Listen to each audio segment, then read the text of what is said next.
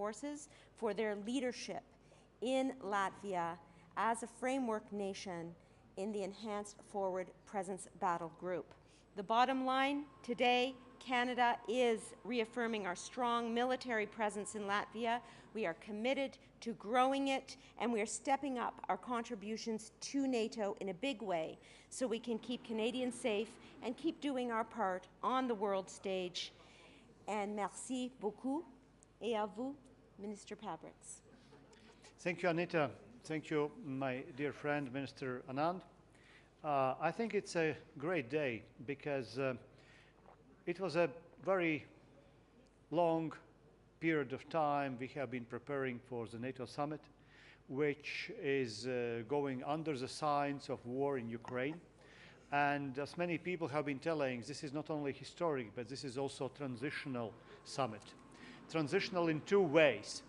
The first is that we have, as an alliance, to adapt to different type of thinking about our opponents, about our relationship with aggressor state Russia, which have been staging this war against friendly Ukrainian nation, and also about our capabilities and bolstering in general our industries, our presence in countries which are more exposed. Unfortunately, my country, Latvia, is also a border country with Russia, with aggressor state, and we also have a very deep historic memories about the Russian aggression and occupation times. And this is why, just like Finland and Sweden now, this is... Kjære alle sammen, velkommen til dette korte nordiske pressetreffet. Nå vil først Finlands president si noe kort, deretter kommer statsministerne i Sverige, Danmark, Norge og Island til å gi en kort kommentar. Det er dessverre ikke muligheter for spørsmål i dag, så etter det så er det det vi har herfra i dag. Vær så god. Jag vill först tacka våra nordiska vänner. Ni har givit oss mycket stöd. Och det har varit mycket viktigt hela tiden. Därför att processen har inte varit så lätt heller, tror jag, i Sverige, inte också i Finland. Vi har mycket gemensamt. Och nu har vi även mer gemensamt med vi nordiska länder. Det gäller säkerhetspolitiken. Jag har många gånger talat om nordiska brand. Det blir ännu starkare efter allt det här. Och jag är säker att vi kan ju arbeta tillsammans också i säkerhetspolitiken.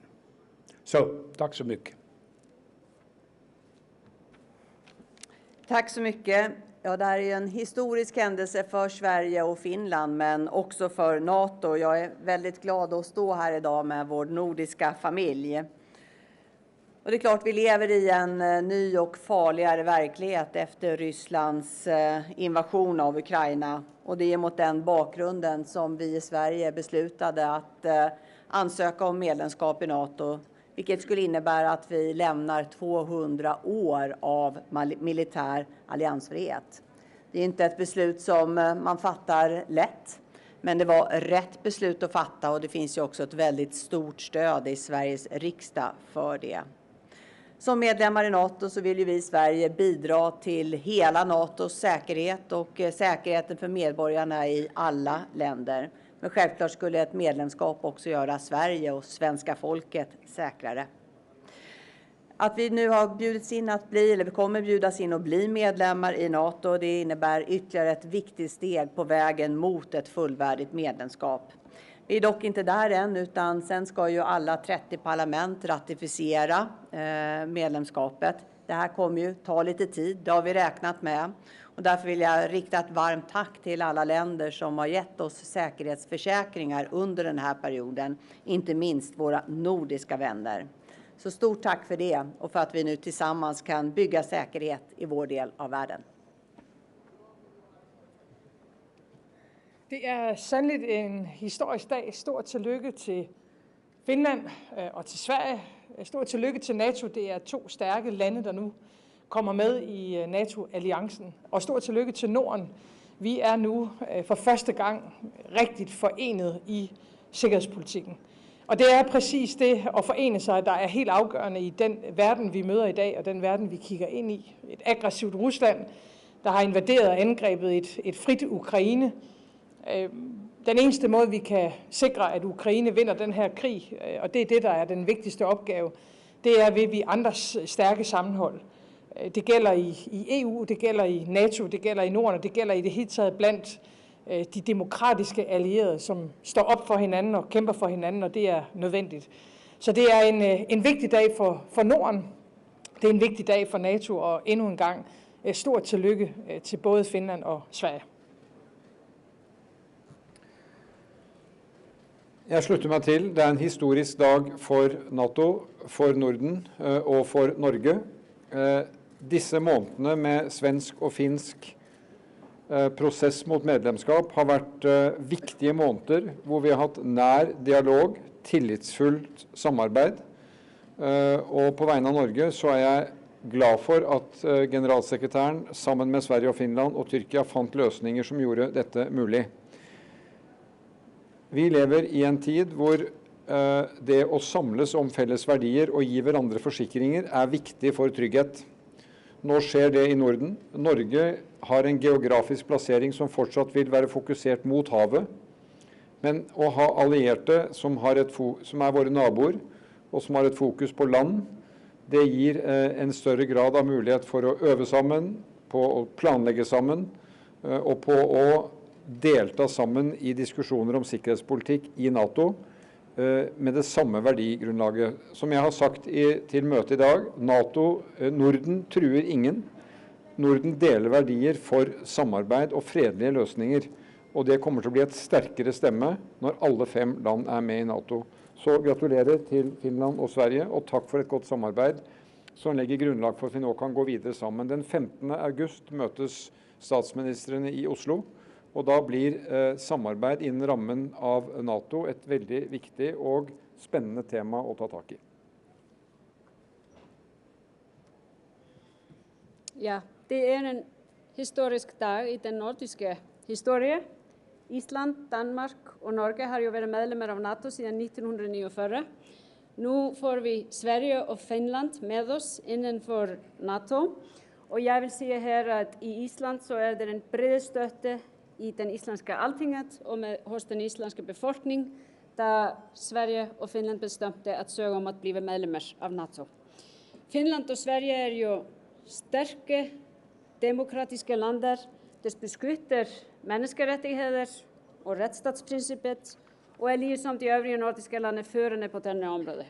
Og jeg tror faktisk også at våre sosiale værdier og vår sammenhængskraft i de nordiske lande er veldig vigtigt i det internationale samarbejde, som vi ser at bliver ustabil mange steder i verden. Så faktisk er jeg overbevist om at medlemskabet af Sverige og Finland vil styrke de nordiske landes stemme inden for NATO, styrke vores fælles sikkerhed i Norden og også styrke NATO som helhed. Skal vi stå lidt nærmere, så kan du ta en bild på os? Ja.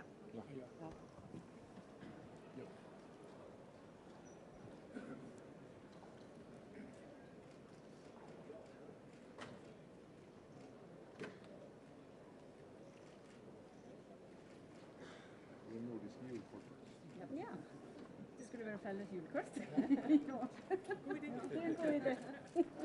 Dette blir det nordiske julekortet. Yes.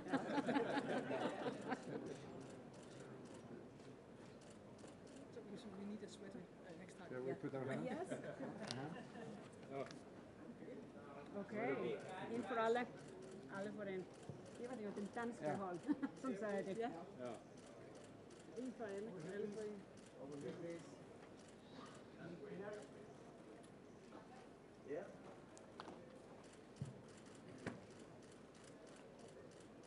Okay, tak. Tak. Tak.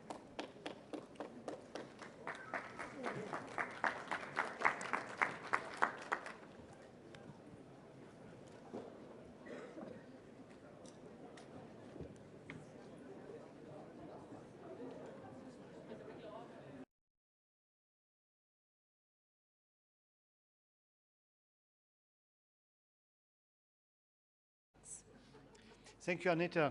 Thank you, my dear friend, Minister Anand. I think it's a great day because it was a very long period of time we have been preparing for the NATO summit, which is going under the signs of war in Ukraine. And as many people have been telling, this is not only historic, but this is also a transitional summit. Transitional in two ways. The first is that we have, as an alliance, to adapt to different type of thinking about our opponents, about our relationship with aggressor state Russia, which have been staging this war against friendly Ukrainian nation, and also about our capabilities and bolstering in general our industries, our presence in countries which are more exposed. Unfortunately, my country, Latvia, is also a border country with Russia, with aggressor state, and we also have a very deep historic memories about the Russian aggression and occupation times. And this is why, just like Finland and Sweden now, this is why we earlier already joined not only European Union, but also NATO. At this moment, we are, together with our allies, and first of all with our Canadian friends, bolstering our defenses. And I would like to use this opportunity to thank Anita, to thank Canadian government, and to thank Canadian people for empathy, for understanding about the situation, what is going on now in Eastern Northern Europe. Why do we need your assistance and your help? Because Ukrainian freedom and independence is our freedom and independence. And our Latvian freedom and independence at the end is also Canadian freedom and independence. We agreed in this declaration that perfectly led forward presence group, let's say EFP group, perfectly led by Canadians, will be turned in a time into a brigade, international brigade, together with allies which already are present in this EFP group. And we will work together. We as a host nation also declared that we will do our homework as a good host nation to provide allied troops with exercise grounds, also in future with other things which are needed for this brigade to stay here. And I'm very glad that this event is happening in the time when we are celebrating already 5 years of EFP group in Latvia. I'm grateful that Canada is leading this reconstruction, this transformation to brigade, and I'm looking forward very much for this job, because actually job started already today and yesterday. So summit is going on still, but we already work on this future, and it will guarantee that Latvia is a safe country, our borders are safe, and just like Joe Biden also told, we are ready, if necessary, together to defend every centimeter, millimeter, or inch of our territory immediately if anybody will attack us. If there are any questions, comments, or complaints, so ladies and gentlemen, you are free to ask us. Taking question, CBC. Good afternoon, Minister. Minister Murray Brewster with CBC. Minister Anand, can you tell us precisely what is in this declaration and what are Canada's obligations under it, and how does this differ from a defense MOU? Sorry, I couldn't hear the last part of your question. We're vacuuming. Minister, what does this declaration say, and what are Canada's obligations under it, and how does this differ from a defense MOU? Okay, well, we are going to, if it's not already released, provide the text of the agreement for you to examine yourself. But this is a commitment that the Canadian government is making together with Latvia to work with our allies to move towards and surge to a brigade level battalion and brigade level force in Latvia. And I want to say that it's very important to recognize that it's not just about numbers. Canada fully recognizes that it's also about capabilities that go along with the brigade. And so in that vein, we will work with our allies on issues such as increased infrastructure, increased training, increased equipment, as I suggested in my remarks, including military aid. So this is a full-fledged and comprehensive augmentation of the existing capabilities in Latvia together with our allies. And if I may add, our EFP group, in my understanding, which is of course subjective, is the best EFP group in the region because it comprises the largest amount of countries. As we know, it comprises 1/3 of NATO member countries. And so that means that there will be a possibility in our understanding to grow to this brigade in a relatively smooth way. And actually, we already started to work with our future member countries and friends in Sweden and Finland, which are also extremely interested that our common region, Northern Eastern Europe, is a safe area. And as we know also, these two countries are very capable countries. But we are already now running on front of the time. So this is just how we are slowly starting to plan this. Just another follow-up question. The United States was able to come in today and lay down specific capabilities that it was going to be putting into different countries.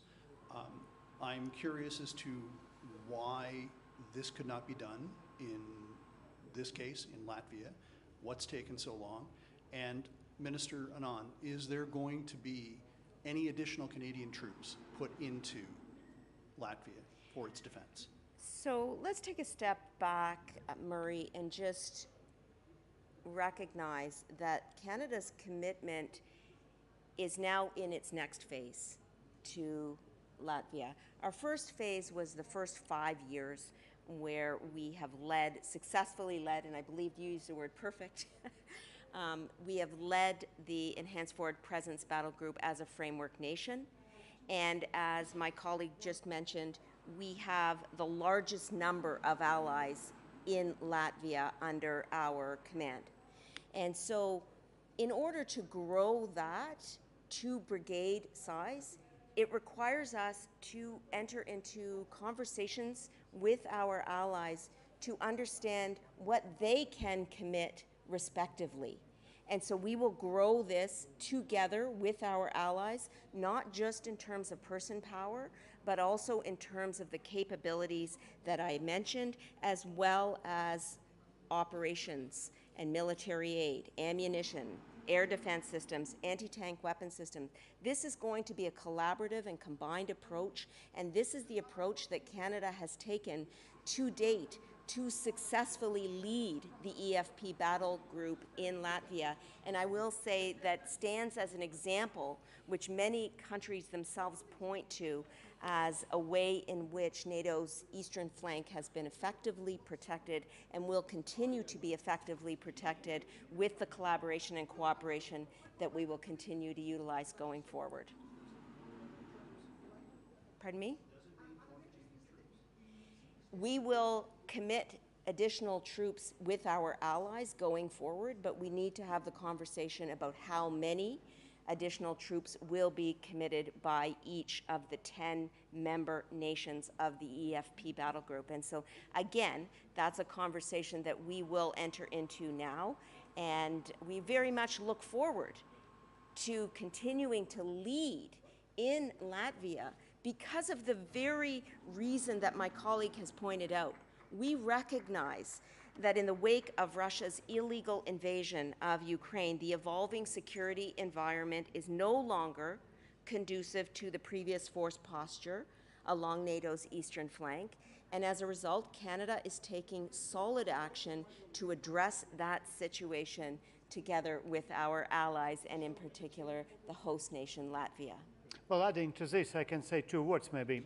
First, I'm also grateful to Canadians that they agreed to send their officers also into headquarters of Division North, which is also existent now in our country, because from the 3 Baltic states, we are the first one with the headquarters for the division.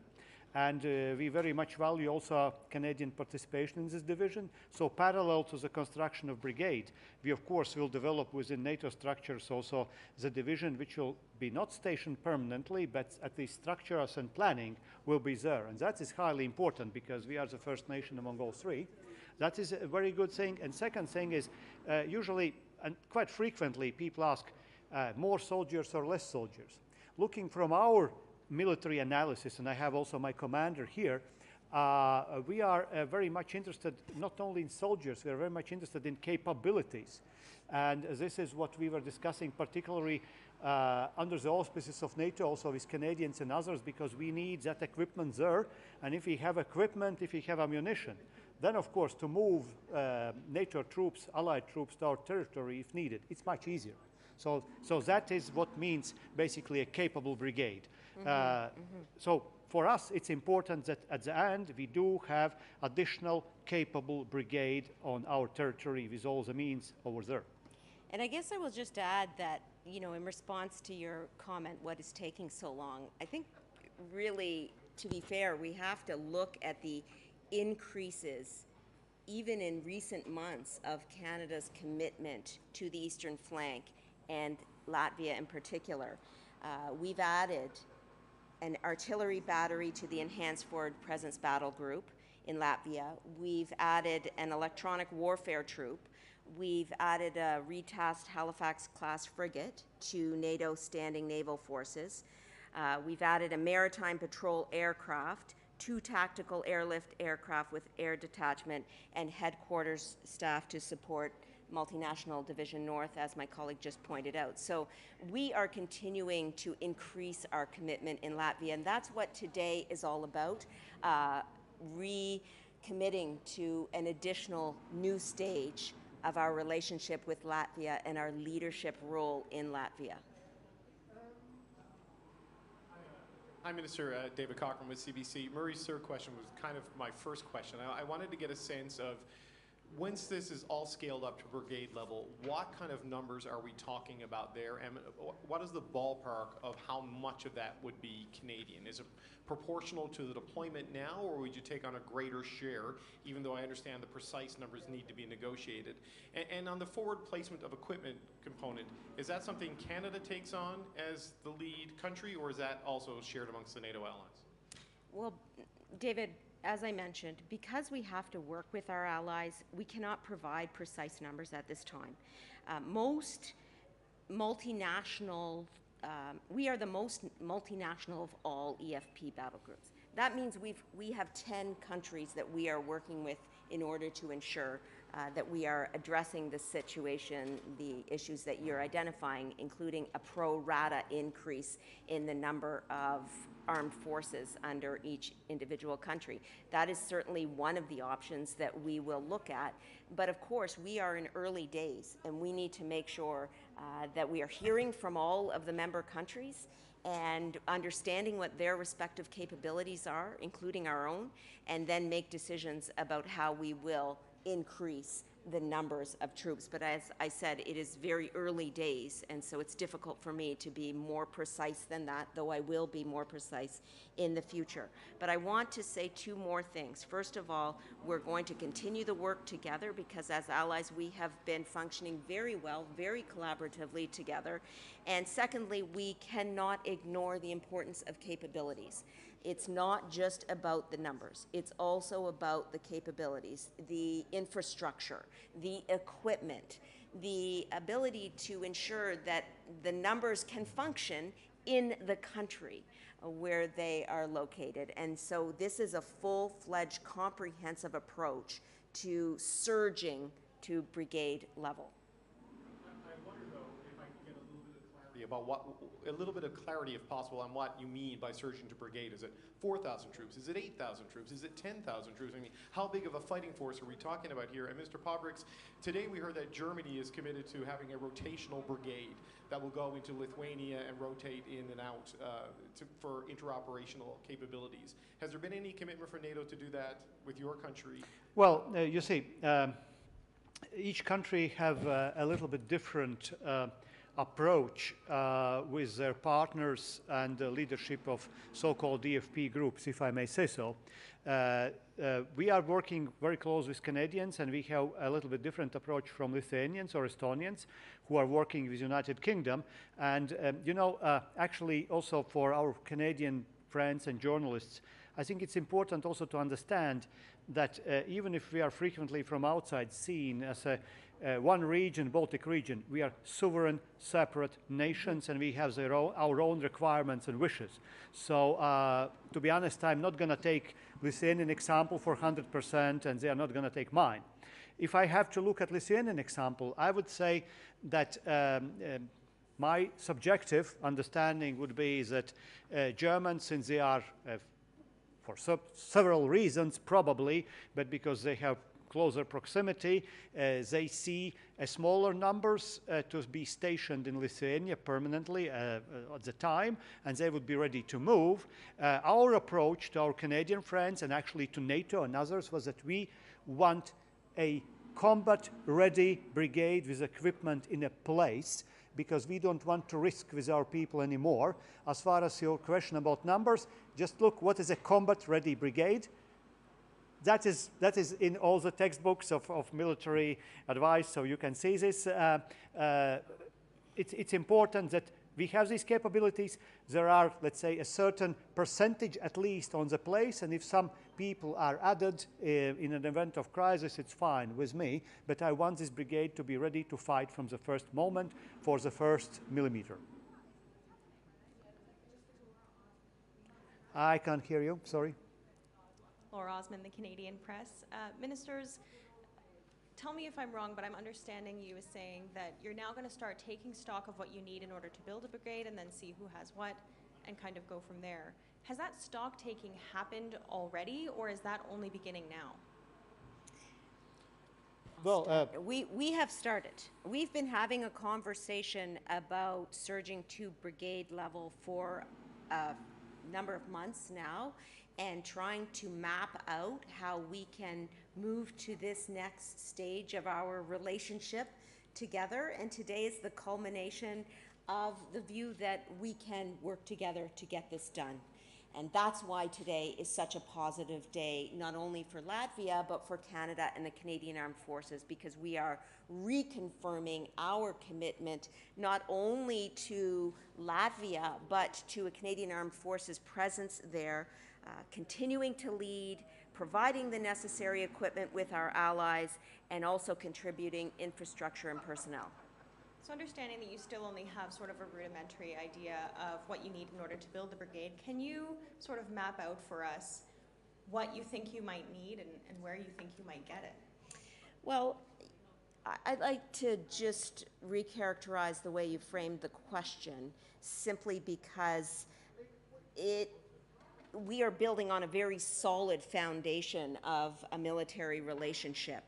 For example, we have approximately 1,300 Canadian Armed Forces deployed in support of Operation Reassurance in the NATO's eastern flank at the current time. This is Canada's largest military operation, with approximately 700 Canadian Armed Forces personnel serving in Latvia alone. So the foundation for us to build and surge to brigade level is certainly there. And as you will see in the text of the joint declaration, which we just signed, we are speaking about additional personnel, we are speaking about additional infrastructure, we are speaking about additional military capabilities, all of which are important for us to surge to brigade level. Minister, did you want to say anything? No, well, as already your minister mentioned, there have been some equipment coming to Latvia, and this is a process because remember, when Russians invaded Crimea, we were asking for assistance from NATO, and we got a decision for EFP battalion, but we also must remember that EFP battalion, creation of EFP battalion took basically more than 2 years. So at this moment, we are stepping up this work, just like with the division, with other things. And actually, from the Latvian side, we committed already that we will build another exercise area, another large polygon precisely for international troops. So at the end, it will be, I think, for Canadians, and not only Canadians, but all other 9 or more nations. Some of NATO's closest partners, the European Union, Georgia, Finland, and Sweden. And for the first time at the NATO summit, our Indo-Pacific partners, Australia, Japan, New Zealand, and the Republic of Korea. We now face an era of strategic competition. We see a deepening strategic partnership between Moscow and Beijing. And China's growing assertiveness and its coercive policies have consequences for the security of allies and our partners. China is substantially building up its military forces, including nuclear weapons, bullying its neighbors, and threatening Taiwan. Investing heavily in critical infrastructure, including in allied countries. Monitoring and controlling its own citizens through advanced technology. And spreading Russian lies and disinformation. China is not our adversary, but we must be clear-eyed about the serious challenges it represents. And we must continue to stand with our partners to preserve the rules-based international order. A global system based on norms and values instead of brute violence. So NATO will step up cooperation with our Indo-Pacific partners, including on cyber defense, new technologies, maritime security, climate change, and countering disinformation, because these global challenges demand global solutions. We will also do more with our partners. We approved an enhanced package of support for Ukraine, helping to equip and strengthen the country for the long term. And we agreed to step up political and practical support for other partners at risk from Russian aggression, including Bosnia-Herzegovina, Georgia, and the Republic of Moldova. We will help them to build their capabilities and strengthen their resilience. NATO's partnership with the European Union has already reached unprecedented levels, and we will continue to deepen our cooperation. Tonight, Allied foreign ministers will meet with Jordan and Mauritania,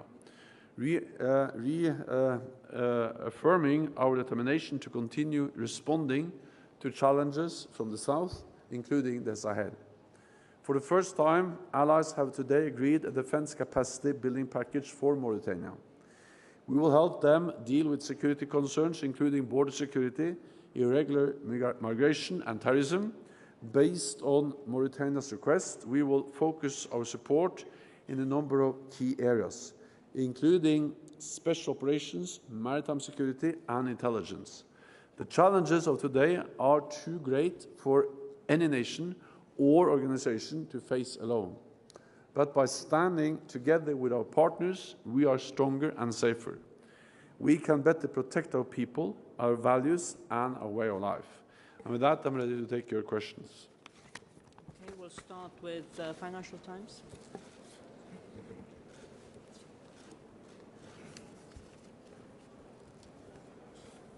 Good evening. Thank you. Henry Foy, Financial Times. Thank you, Secretary General. You've had a very long day. I appreciate you taking our questions.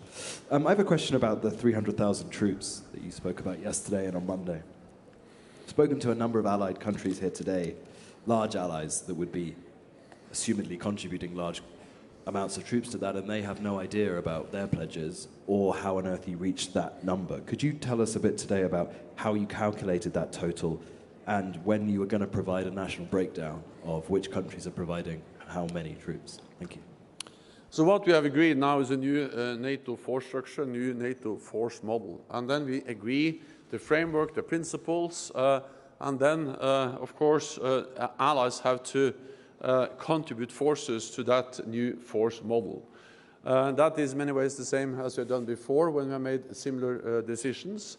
And this will be a combination of forces deployed, especially in the eastern part of the alliance. We have already stepped up with around, or actually more than 40,000 troops under direct NATO command. But then the majority of these forces will be home-based. But what will happen, and they will of course build on forces which exist in NATO countries, but the difference is that they will now be organized in ways that can fit them into NATO operations, fit them into NATO defense planning, and be available for NATO commanders. And we will also, of course, increase their readiness. So they will be available. We speak about different tiers. The number 300,000 is the first and the second tier. One part of that is ready within 10 days, and the second part will be ready within 30 days. And together this is well over 300,000 troops. We will continue to work on this, and the plan is to have this in place by next year. Of course, it requires, as always when you do things in NATO, that allies contribute the forces they have promised to contribute and to live up to such a decision. But based on what we have done before, I'm confident that this will happen also this time. I remember we made the decision to have battle groups in the Baltic countries, smaller numbers, but a big new step for allies, and allies stepped up and delivered. So this is partly higher readiness, partly to organize forces in informations which makes them available for NATO, and then last but not least, partly about pre-assign them for specific territories. So this is the core of the NATO, or at least for the land element of the NATO new force model and the new force structure. Okay, we'll go to Imedi. Thank you, Anna, for the question. Mr. Secretary General, we are very happy that the door of this organization is open, and we are also waiting for the historic decision from NATO to invite Georgia. We are living, as you many times mentioned, in the unpredictable world, but still in the context of open door policy. What message are you sending today from Madrid to Georgia? When window of opportunity will be for Georgia? You met with Georgian Prime Minister, he had a speech. Can you tell us more about this enhanced support for Georgia? Thank you very much. I met with the Georgian Prime Minister and we discussed and addressed, of course, how we can, as you asked about, step up our practical and political partnership and support for Georgia. We will step up both the political and practical support for Georgia with a new package to help build their capabilities and also strengthen their resilience, including by increasing Georgia's participation in NATO's cyber exercises, strengthening secure communications, and help develop protection of critical infrastructure.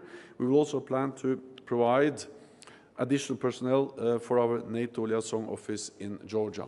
And then, of course, we have also other elements like the training and evaluation center in Tbilisi, and other elements that can further strengthen our partnership with Georgia.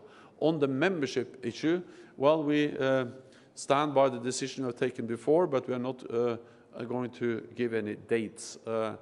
We stand by the decision of membership taken actually back in at the Bucharest summit. Okay, we'll go to Asahi TV. Thank you, Secretary General. Adam Pigg at TV Asahi. Firstly, what is the significance of inviting Prime Minister Kishida to a NATO summit now for the first time? And secondly, China has reportedly accused the US of planning to create a similar alliance to NATO in the Asia-Pacific. Have there been any discussions on the creation of any such alliance?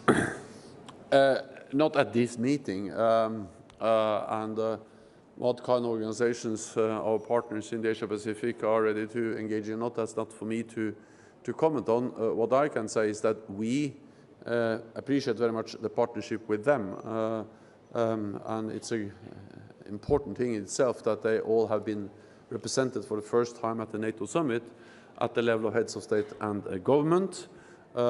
We share the same values, we share many of the same threats, and NATO will remain an alliance of North America and Europe. But this region, North America and Europe, faces global threats and challenges. That's cyber, that's terrorism, but also the security consequences of China, because that has effect on us. And therefore it is important to work together with, for instance, our Asia-Pacific partners. And of course, several allies have also expressed concerns related to freedom of navigation and China's coercive and assertive behavior in the South China Sea. This matters for the countries in the region, but it matters also for every country concerned about the freedom of navigation and the importance of trade being conducted in a safe and secure way. Okay, La Vanguardia. Thank you for the floor. Beatriz Navarro with La Vanguardia. I have two interlinked questions for you, Secretary General. Listening to you and reading the strategic concept, I wonder whether NATO has assumed that we are actually getting into a new Cold War, a second Cold War. And the second question, as I said, what would you say to critics who say that NATO is reinforcing a bloc's mentality which will further divide the world? Thank you very much. So NATO has strived for a better relationship with Russia for decades. We established the NATO-Russia Council. We agreed the NATO-Russia Founding Act. We invited Russia in to participate in many different activities. And in our current strategic concept agreed in 2010, we actually state that Russia is a strategic partner. It's Russia that has walked away from this attempt to build more trust, more partnership, and work closer together. And they have done that with a pattern of behavior, using military force against Ukraine, moving into using military force against Georgia in 2008, then annexing Crimea in 2014, and using force in eastern Donbass since 2014. The war didn't start in February 2022. The war started in Ukraine in 2014. What we have seen this year is an escalation of a war which has been there for a long time. And that has made it impossible for us to continue to have the kind of partnership engagement with Russia that we have worked for so long. Yes, tensions are, our relationship with Russia is at the lowest level since the end of the Cold War, but there is no doubt that the responsibility for that is Russia. It was a message among all those countries participating today that, of course, we are like-minded countries, NATO allies, the European Union, Georgia, Finland, Sweden, soon to become NATO members, and the Asia-Pacific 4 partners. But NATO has to have an open mind and engage with also countries which are not as like-minded as the countries gathered in that room. And therefore, this is not kind of a closed cooperation or partnership. We want to reach out, but at the same time, we cannot be naive when it comes to Russia. They use force. President Putin tries to establish some kind of sphere of influence, controlling what neighbors can do or not do, and then we need to partly provide support to those partners which are under attack from Russia, and at the same time also ensure that there's no risk for any military action against any NATO country by Russia, and that's the reason why we increased the military presence in the east. Okay. We'll go to the lady over there.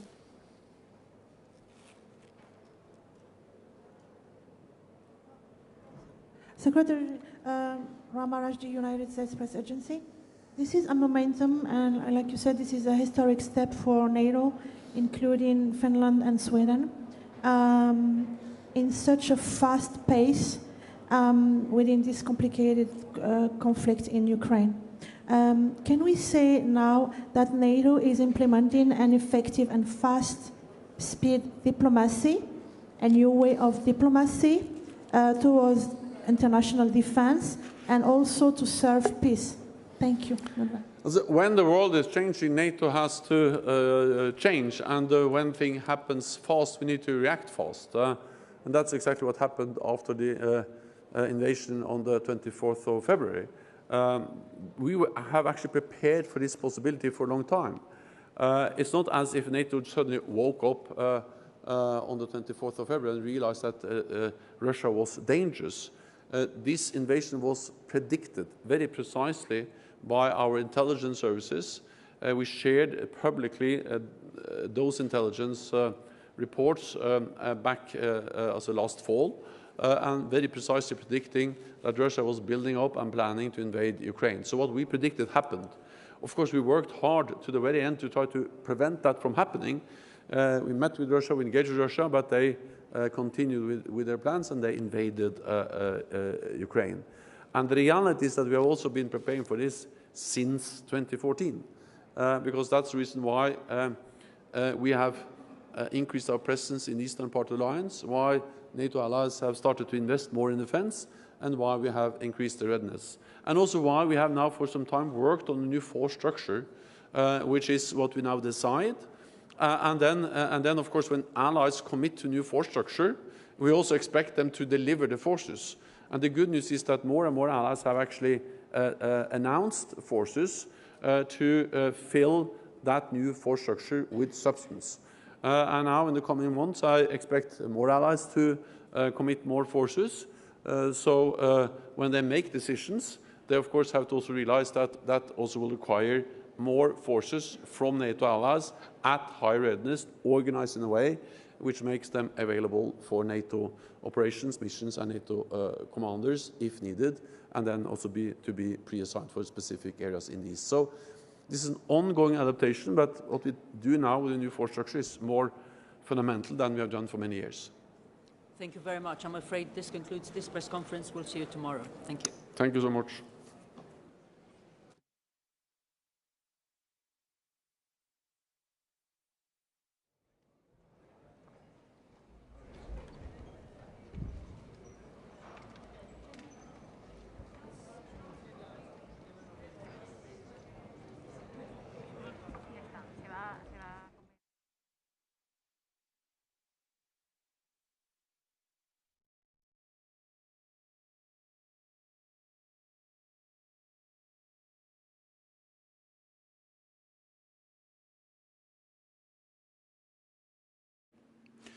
No, voisi sanoa, että meillä on pitkin kevättä ollut hyvin tiivistä yhteydenpitoa.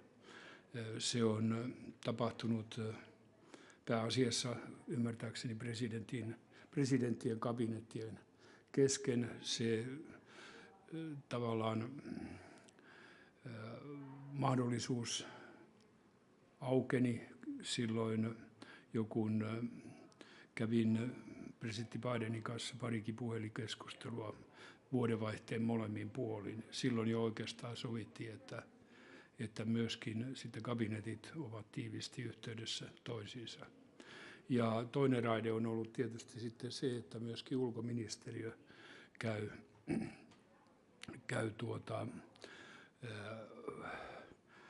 vastaavaan ministeriöön eli stateen yhteyksiä, mutta ehkä näissä turvallisuuspolitiikan kysymyksissä sitten tuo Valkoisen talon yhteys on jossain määrin tai merkittävä, koska ratkaisuta tehdään siellä. Viime päivinä on ollut ihan samaa, ehkä vähän tiiviimpääkin yhteydenpitoa kuin aikaisemmin, mutta ei mitenkään poikkeuksellista siis.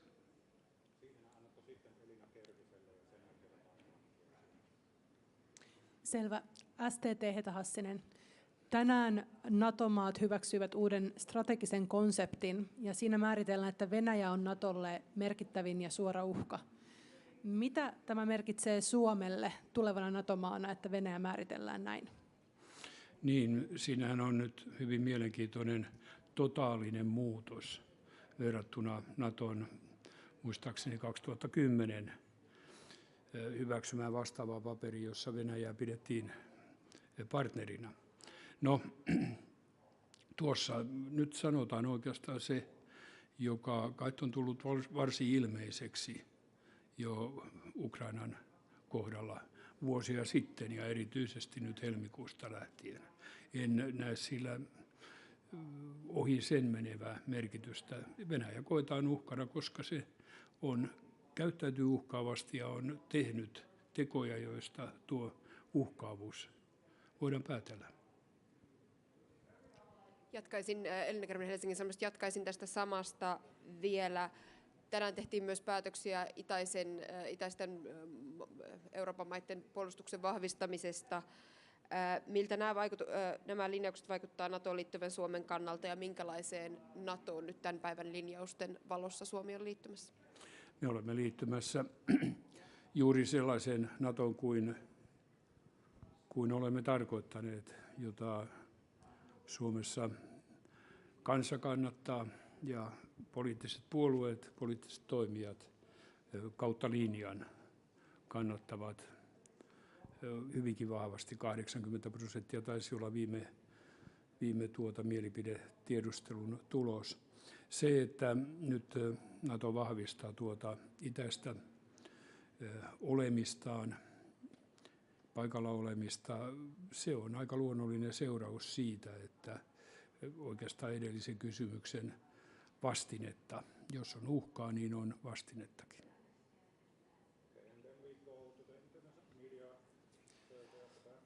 Mr. President, Bart Biesemans from press agency Reuters. 2 questions in English, if you allow me. In the memorandum, Finland and Sweden agreed to address Turkey's pending deportation or extradition requests. Today, Turkey said it would renew its extradition demands. Are you worried that Turkey will hold back on ratifying Finnish and Swedish memberships if the extradition demands aren't met as wished? And also, Finland and Sweden promised they would not provide support to YPG, BYD and FETO. What does this mean in practice, since yesterday you said nothing would change in terms of these organizations? Thank you. First, I am not aware whether Turkish government has repeated its earlier letters where they have really asked, like now news are going, 12 deportations from Finland. I don't know whether it's a governmental request, but nevertheless, I would guess that all these cases have been already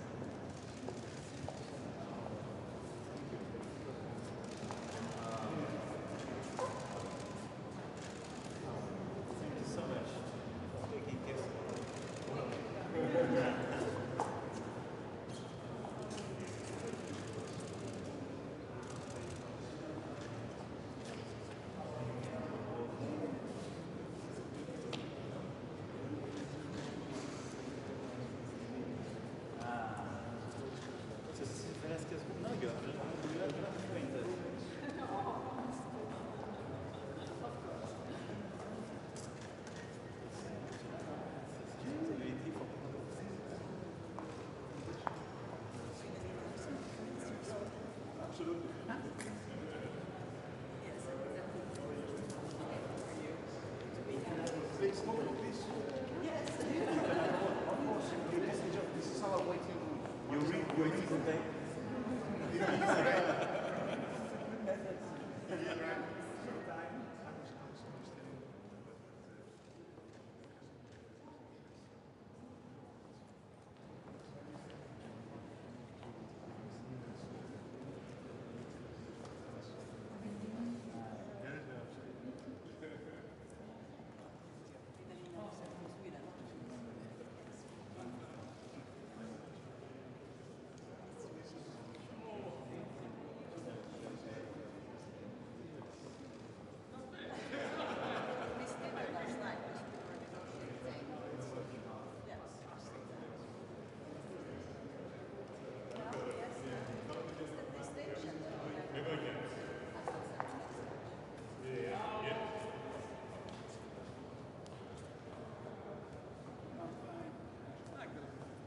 Congratulations once again.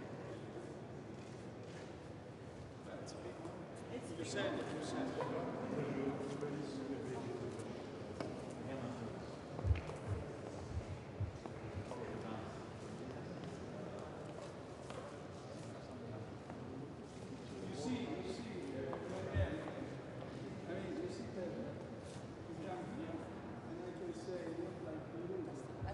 It's not Italian.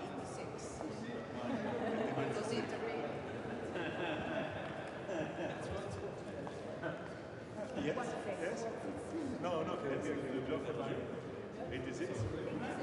85. 85.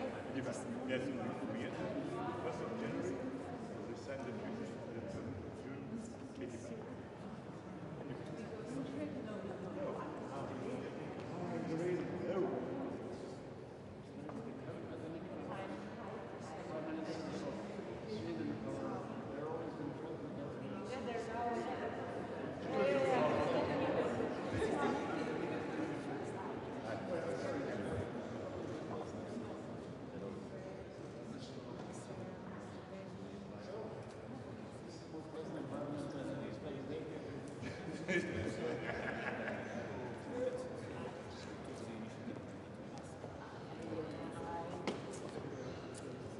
Very well. You?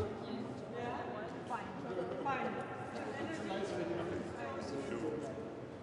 Ready to go? Yeah. One day more and done. Oui. Ah, yes, it was nice, eh? Second, two was very nice.